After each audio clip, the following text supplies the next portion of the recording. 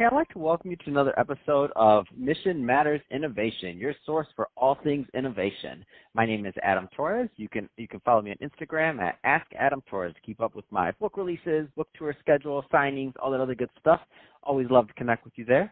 And as always, if you'd like to apply to become a co-author of one of our upcoming books, just head on over to the website, moneymatterstoptips.com, and click on Become an Author to apply. All right, so today I have Rob Ortiz on the line, and he's Director of AI over at Keyence. Rob, welcome to the show. Hey, thank you so much for having me. All right, so I'm really excited about today's topic. So the facts and myths of AI, artificial intelligence. Hot topic. I think people use the buzzword to mean a lot of things right now that it may or may not mean, and we're going to get into that with you. But before we do, let's get into Keyence. So first, talk a little bit more about the company and what you do, please. Yeah, so Keyence is one of those names. Forbes actually calls us the most important company that no one's heard of.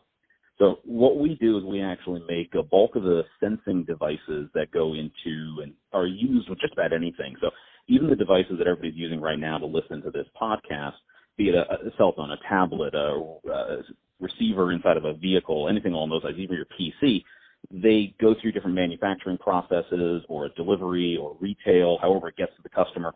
All the devices from like barcode readers to temperature sensors to vision systems to anything like that that goes into either the development of it or the distribution of it, we make a lot of those. So we do a ton of the work in making it possible for the product that everybody loves to actually make it into your hands. That's awesome. And I think that is a great transition for us to get into today's topic. So facts or myths, AI, are the robots taking over? Tell me the word, Rob. So being that we have such a history in sensing devices, we basically make a lot of the products that collect all the information. So we even talk about data. We talk about information, right? Those are coming from different devices that are capturing and collecting information, be it the GPS chip in your cell phone or a barcode reader at your local retailer or something along those lines. Now, machine learning, artificial intelligence, all that, that's all buzzworthy, and there's a ton of people out there that have listened to, read a few too many sci-fi books or watched an episode of Terminator or something like that, and they're like, okay, this is kind of scary. This is what's going to be coming after us and taking our jobs and things along those lines. And while it is probably true that this is a new technology that's going to make some pretty big innovations forward for the workforce, machine learning and AI specifically, and I'll just use the word AI to cover the whole gambit of things, there's so much that's overhyped on it and a lot of things that just aren't understood. And one of the main ones is just the fact that we use AI today literally every single day, and nobody even realizes it. Most people, it's estimated about 80% of Americans use a GPS when they drive from one location to another, right? Who hasn't used like a Google Maps or something along those lines? And those are great examples of an AI system. They're looking at an infinite number of different ways of getting from point A to point B, taking into consideration traffic, and saying, this is the fastest way to get there. We use them in things like Netflix. You turn on Netflix, and all of a sudden a little window pops up and says, hey, you might enjoy this show. In those cases, it's just looking at the data for what shows you've watched in the past, how long did you watch them to see if you actually enjoyed it, and then making suggestions of other shows that you'd like. Right? And the list goes on and on and on. At its heart, AI is really just looking for patterns. That's all it is. It's a pattern recognition system, and it uses lots of math.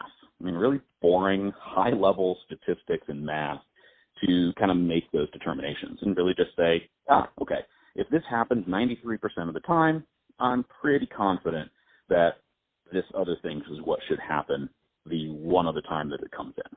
Something along those lines. So what excites you right now in AI advancement? So obviously you have a really unique vantage point being with Keyence. What excites you that you see on the horizon? The thing that really, really gets me is what's kind of been known as the democratization of data. What I mean by that is we go back just 10 years. Tech companies and tech businesses were the only ones who had access to be able to use data to make the decisions and make things happen, right? If you weren't an Apple or a Google or an Amazon or a Microsoft or something like that, there wasn't a heck of a lot you could do with data. And so most people weren't even trying to capture it. Or if they were, it would just start sitting there. But what's been really exciting, especially as we come in here in 2020, is that now those data tools are becoming available to just about everybody. Heck, I was online just the other day, and I saw a deep learning neural network, lots of big buzzwords there, camera system for kids. Right? What? Yeah. It was just on Amazon, and it's this bundle of a camera system, and you can get a kid to start learning deep learning neural networks for vision systems. And that's just, if we think about what's going to happen in the next 5 to maybe again next 10 years, the whole landscape's going to be different because now everybody's going to be able to do the same stuff that these big data companies have done for the last decade. Yeah, I love it. And I mean, all this data that you're mentioning, I mean, in the machine learning component of it, it's really going to make, obviously, the evolution of what's possible. I mean, things are moving really at a fast rate now. I can't even imagine what we look like, and even just 5 years down the line in terms of what's possible and what kind of data points we have next. What do you think have been some of the more interesting, like, business applications you've seen? In terms of using AI, in terms of processes, things like that. Because I've heard some crazy stories. I'd like to hear what you've heard. So that's one of the things, and kind of why it's important for us to talk a little about the myths and facts of what AI is. Is it possible for AI to do some really off-the-wall, crazy stuff? Mm-hmm. Yeah, you're talking lots of time investment. The things about what it is possible to do literally right now are what I think are kind of the more interesting ones. I'll give you a real brief example. So Keyence, we get to work with all sorts of different companies, and we ended up working with a small chain of gas stations out on the East Coast. And they had, quote unquote, air quotes, no data to use. All they have is a cash register system, and they do happen to have some of those doors that open and close automatically, so like when you walk up to it. And it was literally all they had as far as sophistication. Well, when you put an AI system on that, what it's able to do is look at when are those doors opening and closing and how rapidly. Then we look at the cash register and we see what sort of transactions are happening and how frequently. By just looking at those two things, we're able to actually figure out when's the busiest traffic times in the store and what are people purchasing at those time periods. From looking at that, we can figure out that our employment schedules aren't really quite in sync. We don't have enough people working the registers at the busiest times. And we actually have people opening the store almost an hour and a half before customers really start to come in. So in just a couple of minutes with 2 data points, we're able to knock I think it was about 3 hours worth of time for the store being opened out and get more people in during the hours when it's the busiest, which made customers happier, reduced employment cost, but also increased it during the times that were busy. And all in all, it was just a happier result for everybody. And that's on 2 useless, quote-unquote, pieces of data for a gas station. Man, I love it. I was really hoping you'd give me a super tangible example like that, and you delivered, Rob, because I hear these stories all the time. And what I like about it is, considering today's topic of what's myth and what's right, it's like these small things that would not be possible otherwise. I mean, that's amazing for that business to be able to do that with 2 data points. So then it gets you thinking, like, what if I collect some more data? What else are we not thinking about? Especially with retail, you just happen to use the brick and mortar example, or especially with retail and structuring products and the layout of the floor and all these other things, like how long are they lingering in a particular area versus another. I mean, it goes on and on and on. It just gets me excited. I'm like, oh, what's next? I want to see more.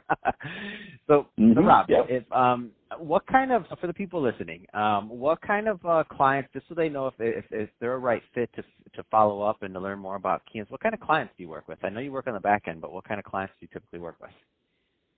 I mean, we work with a lot of the customers that are involved in it. Traditionally, we've dealt with the higher tech companies, so we're really comfortable with some of those big names that everybody recognizes that are making those high-tech products. But that's what I was saying. That's what I'm excited about with that democratization of data. Now it can be just about anybody who has anything that collects information. So right now that takes us to kind of your medium-sized companies. We start working in those small companies. But I predict in the next 5-6 years, you're going to start being able to see people doing things even in their own homes. I think of automation in the home and things like that. Heck, you got things like Nest thermostats and smart thermostats and such that are already doing some AI.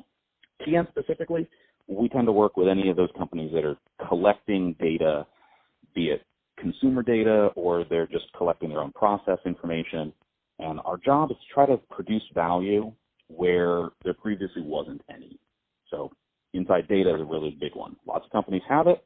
They're not doing anything with it. Awesome. And if somebody does want to follow up, what's the best route for them to learn about Keyence? I mean, best thing to do, just jump on www.keyence, that's KEYENCE.com/AI. Got a whole website dedicated to how it can be used, use cases, examples and stories from other companies that have put it to good use. Lots of learning, right? A lot of this is about education. It's a lot less scary when people are familiar and educated with what it can and can't do. Perfect. Well, hey, Rob, it's been awesome catching up with you and learning more about what you're doing over at Keyence. But, of course, with you talking about artificial intelligence and some facts and some myths about it, so love that, and thank you for the case you study. And to the audience, as always, thank you for tuning in. Hope you got a lot of value out of this. If you did, don't forget to subscribe to the podcast, leave me a review in the Apple iTunes store, share it with your friends and family. I mean, do all those things we do to support our podcasters. I really do appreciate it. And, Rob, thanks again for coming on the show.